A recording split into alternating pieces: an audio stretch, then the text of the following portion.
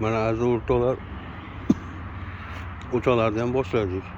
Xulosda. Bundan bu yerga katta qozon tushyapti. Bu yerga mana 30 talik, birinchisiga 50 talik qo'yilyapti. Mana qilib mana 3 ta, ikkita 30 talik, bitta 22 talik qozon. Men bu yerga o'sha sho'rva qilar ekan.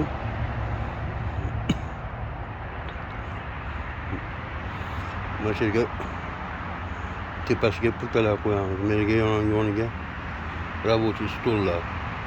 Xudo xolasa. Keyingi ishlarimizni yana ko'rsatib boraveramiz. Yo'lda mana shunaqa bo'lib figura bo'lib chiqadi.